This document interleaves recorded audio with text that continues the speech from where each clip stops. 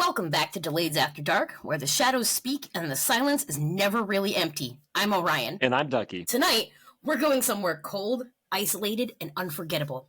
Alcatraz Island, or, as it's better known, The Rock. It's one of the most infamous places in American history. A place where the worst of the worst were sent, and where some say they never really left. Before the gun towers, before the riots and lockdowns, Alcatraz wasn't a prison. It wasn't even a military fort. It was just a lonely, rocky island, wind-battered, seabird covered, and mysterious from the very start. Its name comes from the Spanish explorer Juan Manuel de Ayala, who first charted San Francisco Bay in 1775. For a while, the island was untouched. But in the 1850s, as the gold rush brought thousands swarming into California, the U.S. government saw its strategic value. In 1850, President Millard Fillmore issued an executive order designating Alcatraz as a military reservation. This very first U.S. military installation on the West Coast. Construction began, and by 1859, Alcatraz was a heavily armed coastal fortress, complete with 100 cannons, barracks, and a lighthouse. The first lighthouse on the Pacific coast, by the way. But the cannons were never fired in war. No enemy ever came to the island. Alcatraz became more useful for a different kind of defense, keeping people in. By the 1860s, Alcatraz had quietly become a military prison. At first, it held Civil War deserters and Confederate sympathizers. Later, Native American prisoners, including leaders like Peyote War Chief Captain Jack and Hopi resistors from Arizona, were imprisoned here in harsh, degrading conditions. During the Spanish-American War, the prison population ballooned. By the early 1900s, it was one of the largest military prisons in the United States. The island was a nightmare to maintain. The wind destroyed structures, the damp corroded everything, and it was expensive, really expensive, to ship food, fuel, and supplies across the bay. By the early 1930s, with crime exploding across the country, think gangsters, bank robbers, and Prohibition-era violence, the U.S. Justice Department was looking for a super prison, a place where troublemakers, escape artists, and natural threats could disappear. 1933, the military officially handed over the island to the Federal Bureau of Prisons. Over the next year, they reinforced it with steel bars, electronic locking systems, guard towers, and a new command center. By August 1934, the first busload of federal inmates arrived, including a few pulled straight from Leavenworth and Atlanta. And just like that, Alcatraz Federal Penitentiary was born. But before the prison walls went up, the island already had a legacy of isolation, control, and exile. Perfect stage for what was about to come. In 1934, the U.S. Department of Justice took control of Alcatraz. Alcatraz became a federal prison, but not just any prison. It was designed to be escape-proof, built on a cold, isolated rock surrounded by choppy water and deadly currents. And the rules? Absolutely brutal. Inmates weren't sent to Alcatraz for their crimes. They were sent there because there were problems elsewhere. Troublemakers, escape artists, and violent offenders. At its peak, it held around 260 to 300 inmates, never overcrowded.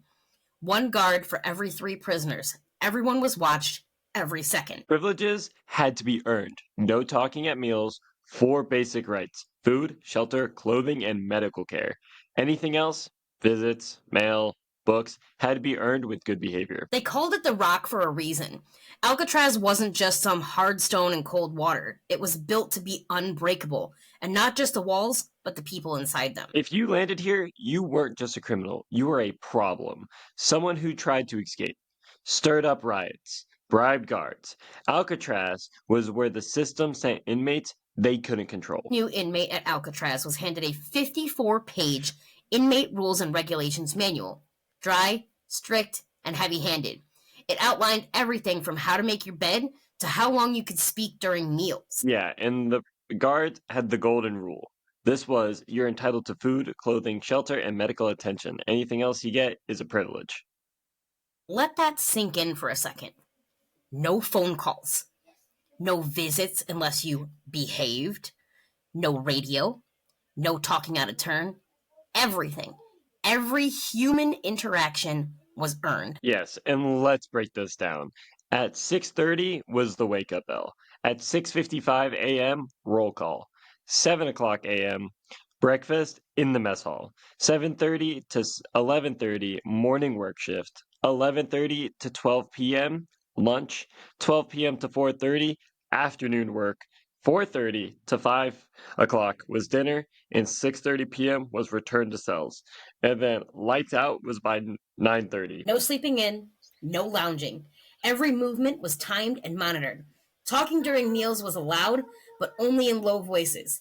Loud speech, that was a write up. In the early years, Alcatraz enforced the infamous silence policy. Inmates were forbidden to speak except during meals, yard time, or work, and even then, only with permission. Imagine that. Days, weeks, months in near total silence. Guards said it was for discipline, but inmates said it was like mental suffocation. It was later relaxed in the 1950s, but the psychological damage was already done. Yeah, and all able-bodied inmates were required to work. Alcatraz ran on its own. The laundry facilities, furniture shop, mat factory, glove shop, model shop, even making aircraft parts during World War II. Inmates who refused to work were sent to D Block, where solitary confinement awaited, sometimes for months. Every morning, inmates had to fold their bedding with military precision, sweep their cells, and keep everything spotless. Even a dusty bed frame could mean loss of privileges. Each cell was just 5 feet by 9 feet, barely room to stretch. One bed, one sink, one toilet, a small desk. Cold, damp, in the winter. No heat, and those clanging steel doors never let you forget where you were. One of the few things Alcatraz was praised for: the food. Inmates ate 3 square meals a day, and the portions were generous.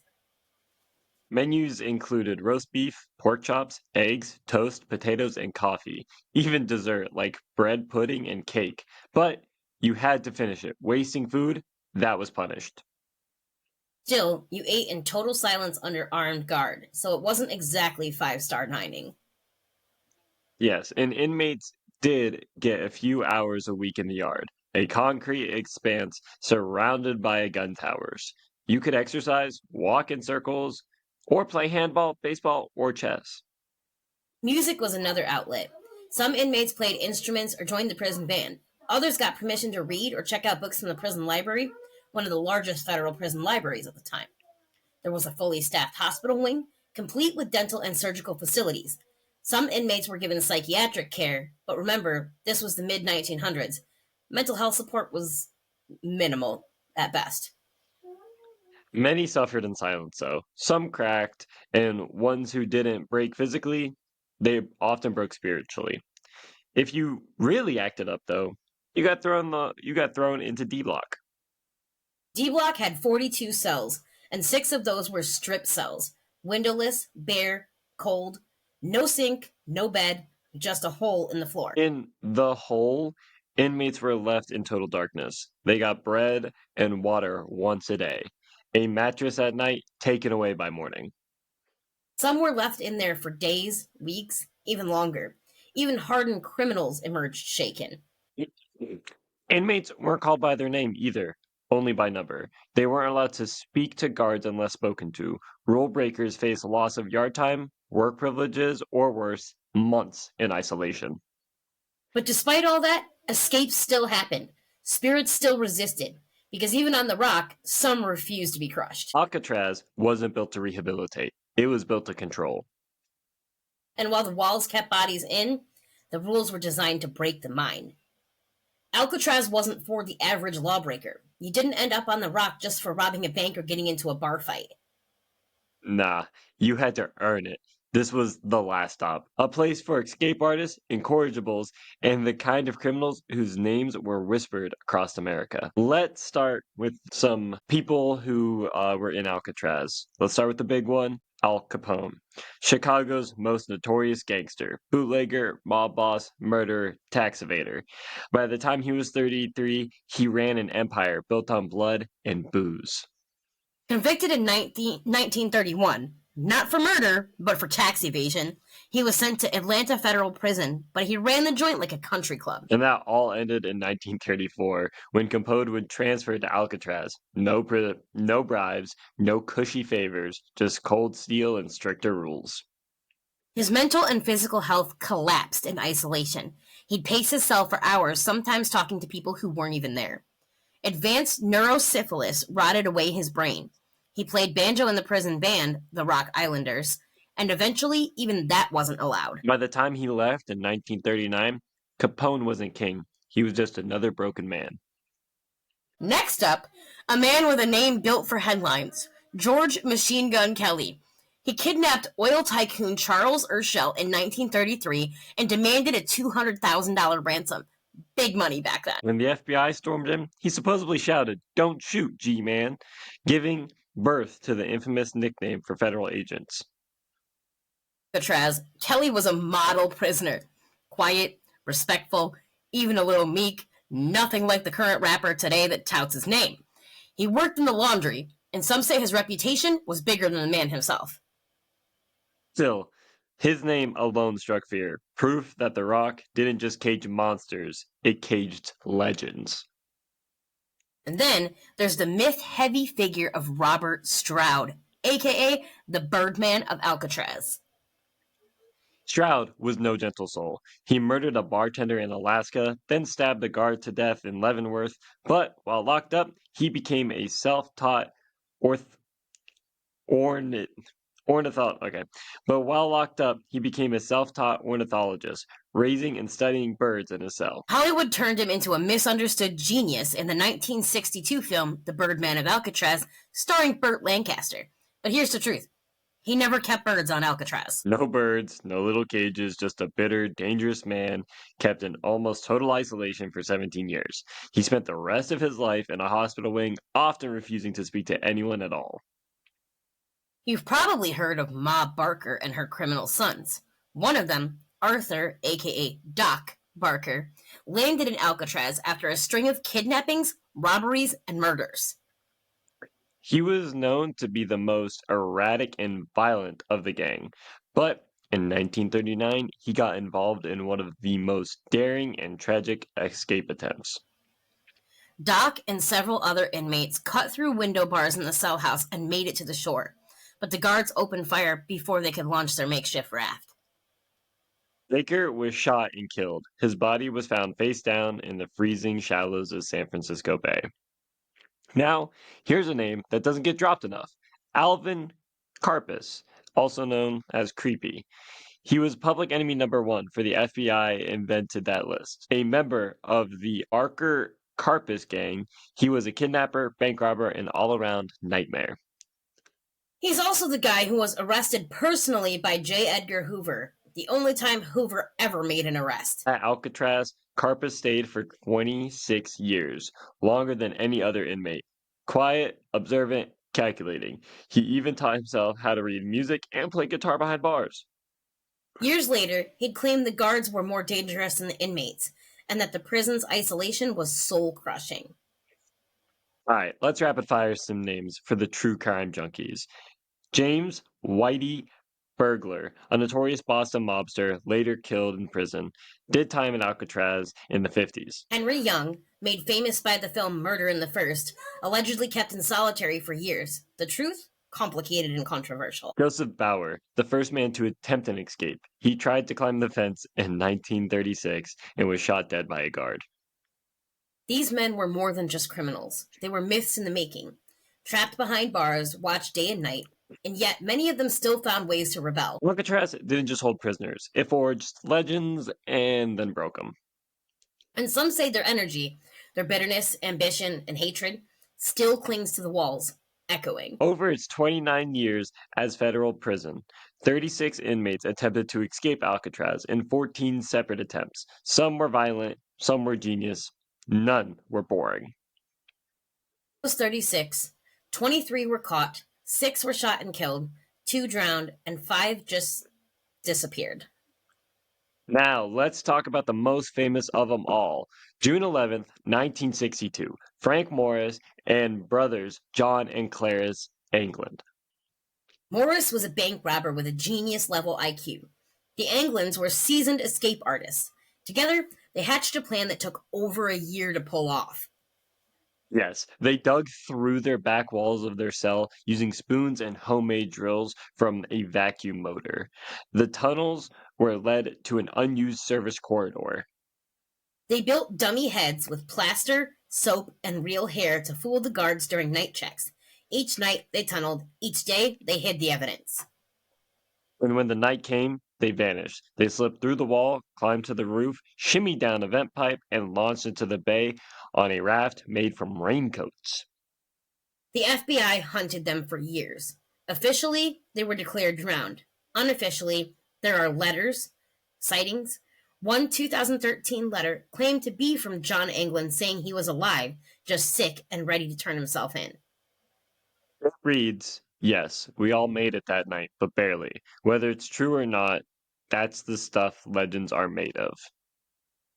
Morris and the Anglins weren't the first or the bloodiest. In 1937, Theodore Cole and Ralph Rowe filed through the bars in the mat shop during a foggy day and disappeared, presumed drowned but never found. Then there's the 1946 Battle of Alcatraz. 6 inmates, led by Bernard Coy, overpowered guards, stole weapons, and held Cell House D hostage. They didn't get out, though. After 2 days, Marines stormed the prison. 3 inmates died, 2 guards were executed, the rest were captured and later executed at San Quentin. It's still one of the bloodiest events in prison history. And if you believe the stories, it left more than just blood on the walls. Alcatraz isn't just a crime scene, it's a spiritual one. Paranormal investigators say it's one of the most active locations in the United States. Let's start with cell block D, solitary, especially cell 14D. Ghost hunters have used EMF detectors, spirit boxes, thermal cams, and they get hits all the time. Cold spots, apparitions, and full body shadows. One group reported a growling voice saying, "Get out," followed by the door slamming, even though they were alone. In the hospital wing, investigators have picked up disembodied crying, phantom footsteps, and sudden unexplained temperature drops. One ghost hunter fainted after feeling what she described as a rush of grief and rage in the operating room. I've actually seen that episode of that particular show, although we will not name it here, but she went through some hell on that island. Yes, and some spirits are believed to be those who died in solitary or during violent riots. Others, prisoners who never left. Al Capone. Tourists and guides have reported hearing the sound of a banjo being played, his favorite instrument. The creepy part, the sound comes from the shower area, where no music is played in decades. Others report seeing figures dressed in guard uniforms patrolling the corridors, then vanish into thin air. In 2020, a tourist snapped a photo through a cell window, later spotting what looks like a woman's face behind the bars. Thing is, no women were on the island at the time. Ghosts of inmates, guards, or something older. Something from before Alcatraz was a prison. Remember, the Ohlone tribe considered the island cursed, and where there's history, trauma, and isolation, something always lingers. Yes, and you can visit Alcatraz. Take a ferry, walk the cell blocks, stand where the Anglins dug their walls. Peek inside cell 14, if you dare. Night tours are especially intense. Guests have reported hearing chains dragging, distant screaming, and feeling watched. And if you're brave, or a little reckless, whisper Frank Morris into cell 138. See what whispers back. Whether you believe it or not, Alcatraz doesn't care. It's still there, the rock, holding in its secrets tight. And maybe still trying to keep something or someone in. So, what is Alcatraz now? A memory? A warning? A ghost itself? Maybe it's all three. A place built to contain the worst of humanity, but ended up preserving their energy, their pain, and their rage. Whatever's lingering on the rock, it's not just the wind or the waves, it's history echoing through concrete and steel. And if you go, keep your eyes open and your ears. And maybe don't hang out near cell block 14 too long. Yeah, that probably wouldn't be such a great idea. Um, from all the things that I've heard, even down to some of the most recent tours of the island, and when you could still go inside the building, sometimes they let you, and sometimes they don't nowadays because it is dangerous. Al Capone's cell is still decorated the same way that it was when he was there, and that's a little bit creepy. So tell me, Duck, what are your thoughts and feelings on the situation with Alcatraz Island? Thought you would never ask. Now, as a whole, it was definitely one of the shittier times in history when it comes to the American judicial system. Like, it definitely wasn't something that we should look to replicate. However, in the times that it was operational and holding the worst of the worst criminals, it has, like we've said, immortalize plenty of stories and legends that are going to be told for decades and decades to come. Like, for example, the Anglins and Frank Morris, some of the most infamous prison escapees in American history. Al Capone, everybody knows about him. And his crime legacy. Like, Alcatraz wasn't just a place of sending these, people who it couldn't fit into society normally or would break every social norm we had. It was also just a place of just holding these crime and true crime legends, as we have said earlier. What are your personal thoughts specifically on the prison itself? We'll get into a little bit more of like the people later.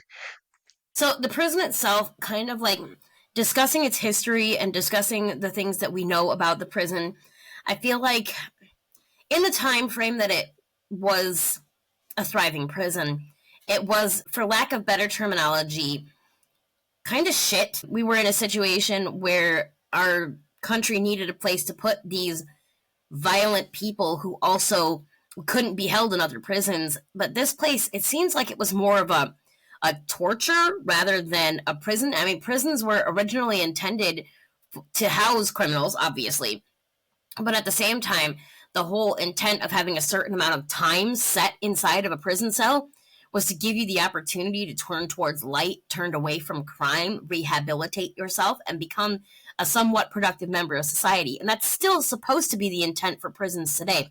But looking at Alcatraz being the highest maximum security prison in recorded history, as far as the United States goes, anyway, I know there's some other prisons that might be able to battle it nowadays, but in history, historically, this is the craziest scenario you could ever think of to be sent to prison. If you were going here, you knew you were not coming out sane. To spend years and years and years in silence or near total silence, and you know, basically, you are a toddler that could be considered violent, and prisoners got treated like absolute garbage there. And now that I'm saying that these people should have had like 5-star treatment. But at the same time, with some of the research and medical advances that we have nowadays, we have learned that silence can really cause some pretty severe damage to your neural pathways. It really can. And your mental health just goes completely into the shitter when you have to deal with silence and low to zero levels of human contact. So, my personal view on it, while I am fascinated by the prison itself, I am fascinated by the history of it, I am fascinated by the paranormal aspect even more, and I hope to go there before they completely shut down the island because it is crumbling. Looking back at it, I feel like it was not one of our greatest feats of our American history. It was a stain on what we could have done as an American people to try to maintain a safe society. Does that make sense? Yes, absolutely. Now, that kind of puts me into another thing. Like you said, it was a stain. So, do you believe that the Department of Justice or the Department of Justice slash FBI were right in putting these hardened criminals? Like, if you look at people like Al Capone and the type of shit that they did, you know, going through, especially during the Prohibition era, like, do you think that it was right or justified? I wouldn't say exactly say right, but justified for them to move all these prisoners into this literally island away from society where you can see the city, but you're just so far out to where there's like it kind of is like a demoralizing, hope draining visual. I feel like if we were to look at something like this today and we were to implement it in the right way, in a way that still maintains basic human rights, a humanitarian approach to rehabilitation, and a maximum security level, if we had the right staff, if we had the right style of living for the inmates, even if it was a, asked to speak type of situation, or, these harsh reactions to small infractions, because again, maximum security facility. I think if it was something that was implemented today, it might be quite a bit more successful. Whereas the way that it was implemented when it was still a running, living, breathing facility was not justifiable. I feel like we treated people like they were no longer people. And regardless of whether or not you have committed a crime, you're still a human being. And when you are going to prison to serve your time in penance for the crime that you have committed, or the multiple crimes you have committed in most cases of the inmates at Alcatraz, um, when you're going to serve your penance for those crimes, you are already submitting to a punishment for the crime and or crimes you have committed. So you shouldn't also be facing daily abuse from the people who are responsible, or should be responsible, for your mental and physical well-being while you are serving your penance for the crimes you committed. I feel like we had a strong miscarriage of justice in the use of Alcatraz Island as a prison. And I feel like if we had the opportunity to attempt another prison such as Alcatraz, where you're right there out in the bay and you can see things around you, you can see life going on around you, we would know better how to use that as a jump off point for the prisoners who would be in there, to show some type of contrition and complicit behavior in rehabilitating themselves and trying to become possibly one day a contributing member of society.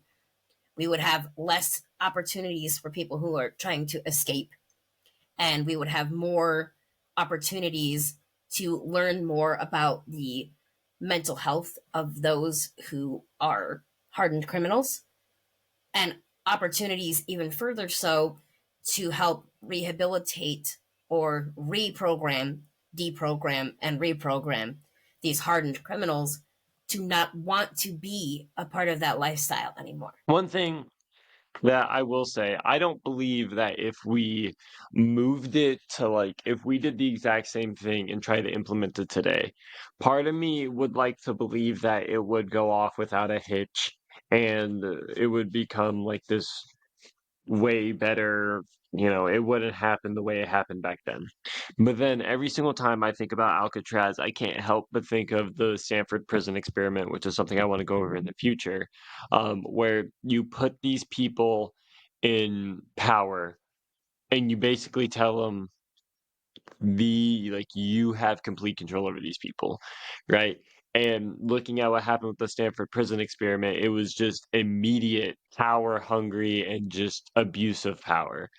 You're pretty much doing the same thing, but back in a time where mental health was far less looked at, and and these are like actual criminals, right? So the Stanford prison experiment was peer on peer.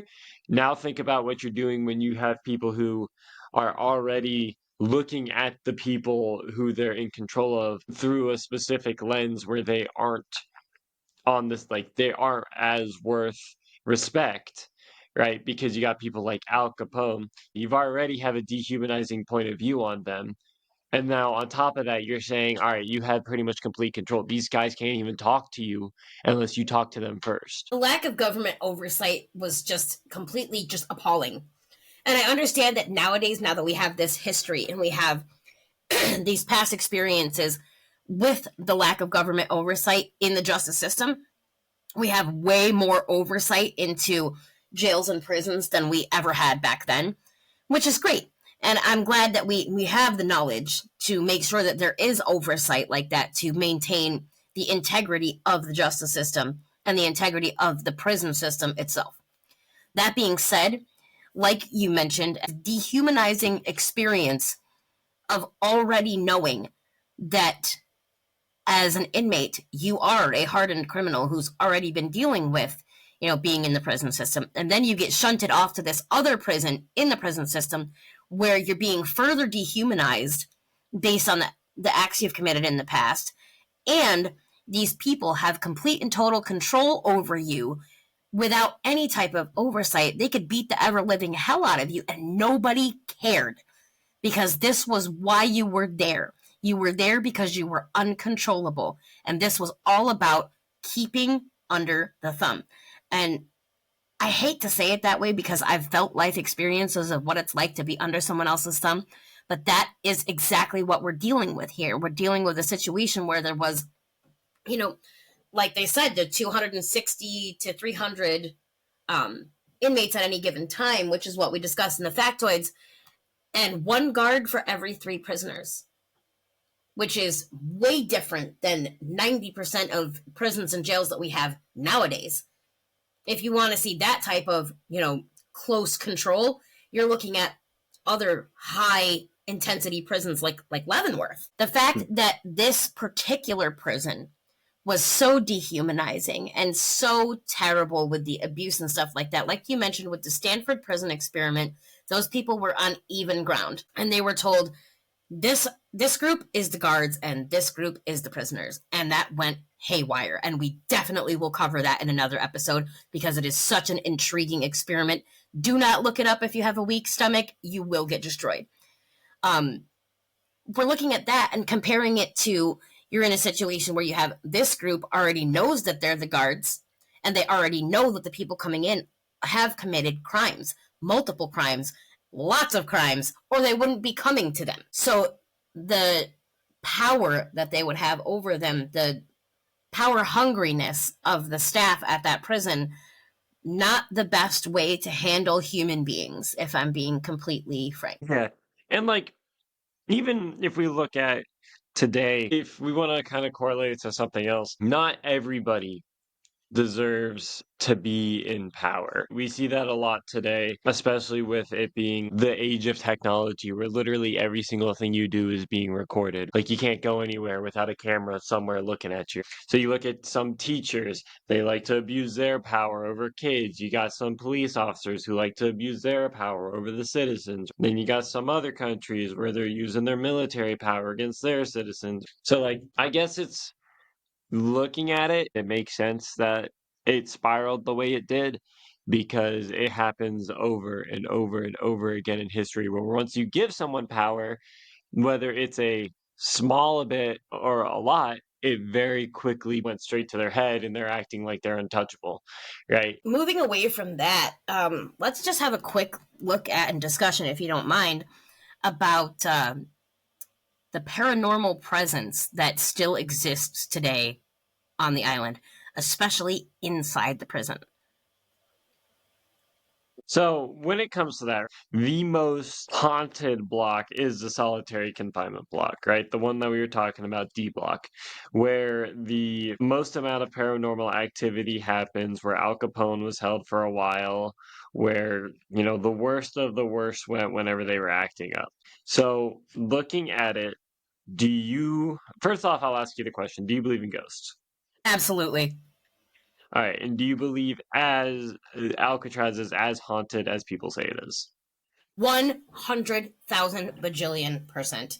And I'm sorry if that sounds childish to say it that way, but I've seen plenty of different documentaries that have gone onto the island and into the prison, and I want to go there.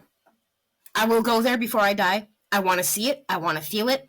But I feel like the type of haunting that you have going on at Alcatraz prison and on Alcatraz Island would be very similar, and please forgive my usage of this right now, but it's very similar to the feeling I think that one would get if they were to approach Auschwitz. It's somber, it's deep, it's silent, it's being watched, it's fearing that something is going to happen around you. It's trauma.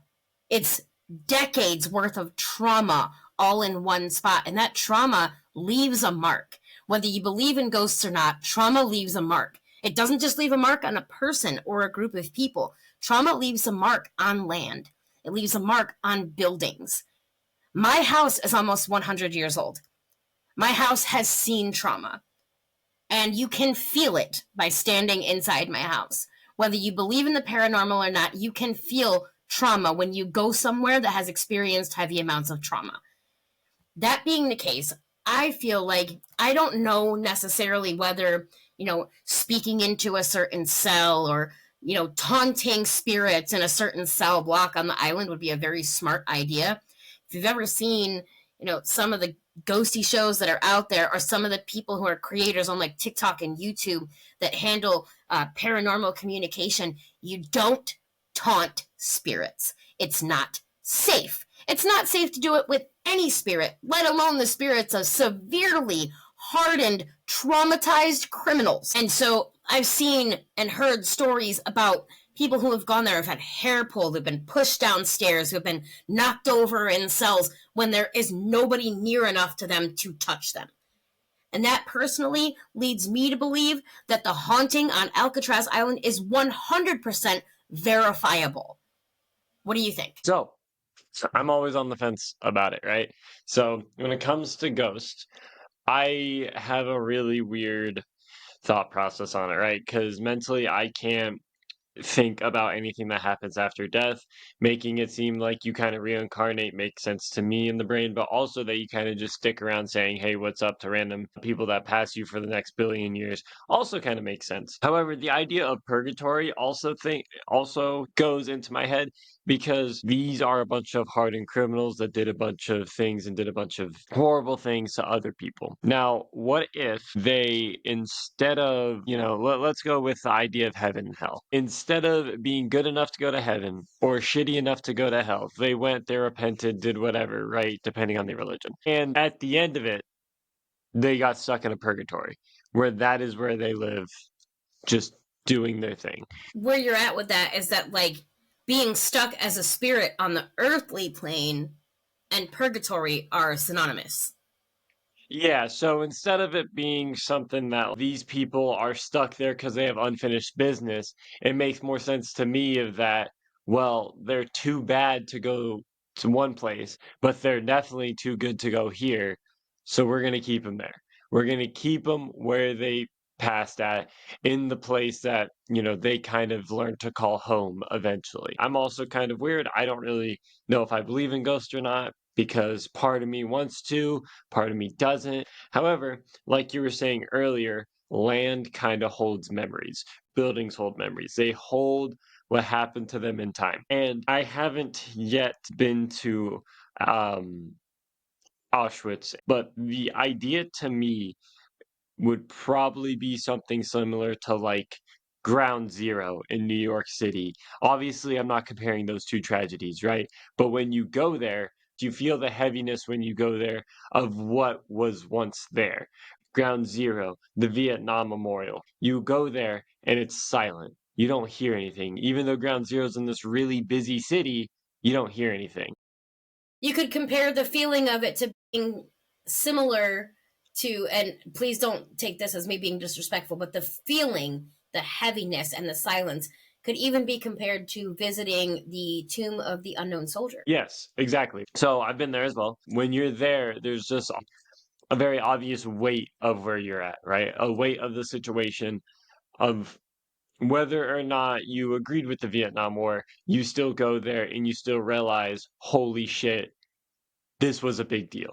Whether or not you were alive during 9/11 or you're a New Yorker, you go there and you realize, holy shit, this was a big deal. So I haven't yet been to Alcatraz. I am definitely going to go in probably the near future. And that's, to my mind, that is how it's going to feel. It is going to feel the weight of the situation, weight of the people who were there. Because, like we established earlier, yes, these were horrible people, horrible criminals. But at the end of the day, they were still humans. Now, obviously, we can argue that for some of the people there, because I'm sure not all of them were there for just bank robbery. But as a whole, they were all still people, deserved at least a basic human rights. And yes, they got food, which apparently, was pretty good, I guess.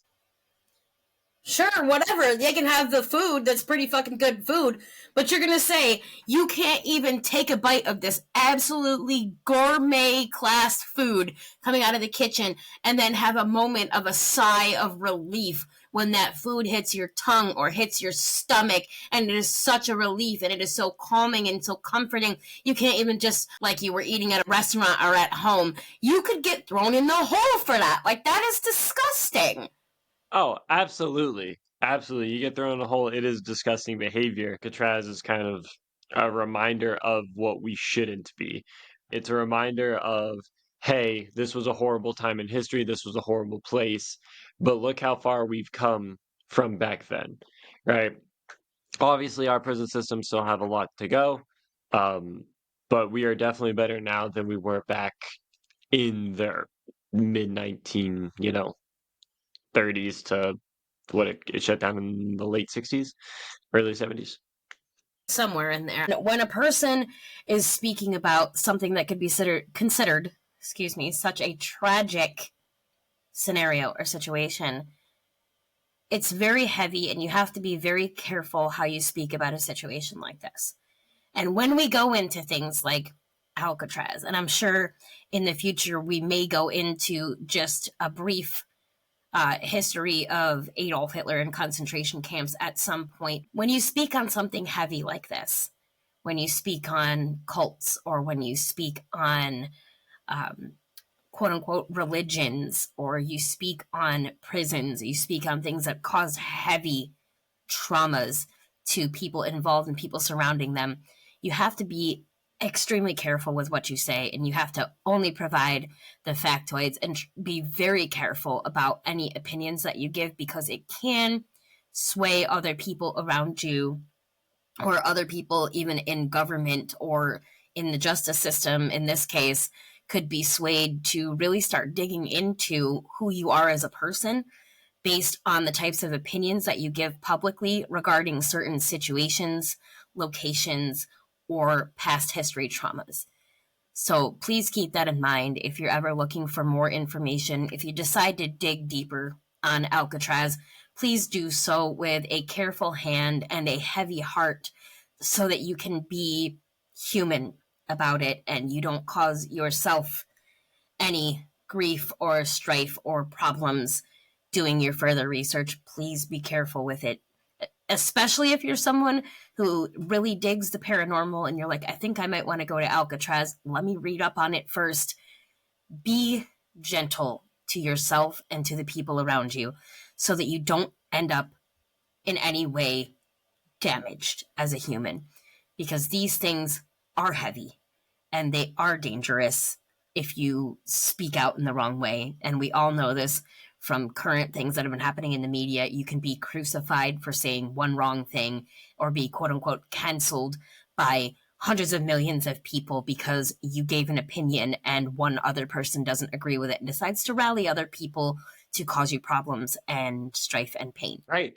And I think with that, we're moving towards more of like the end of the episode. I will say, if you are enjoying our podcast, please make sure to leave a comment, all of that. We're trying to move more into like conspiracy theories and stuff like that, not just true crime. So we're going to move into like more of ghost stories. If you have anything, whether it's, just different folklore like the fucking Sam Squamch or Chupacabra or ghost stories like the house that The Conjuring was based off of, please let us know. We read all of our comments, emails. Yeah, we definitely will dig into whatever you want us to dig into.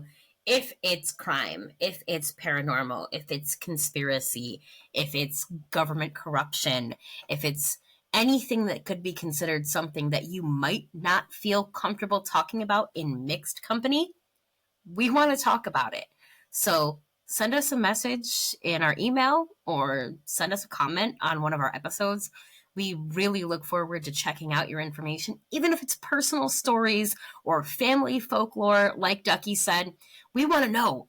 We want to know, and we want to share it with other people. We want to get the word out there. We want to talk. We want to have a conversation about how you feel about the content that we're providing you and provide you with further content that will keep you engaged and listening. And with that being said, I think we're at it for the night. And so I'm Orion. I'm Ducky. And if you have any questions, comments, concerns, bitches, moans, or gripes, please make sure to leave them in the comments and the emails. We read all of them. We love hearing from you guys. And like she said, this has been Delayed After dark, man.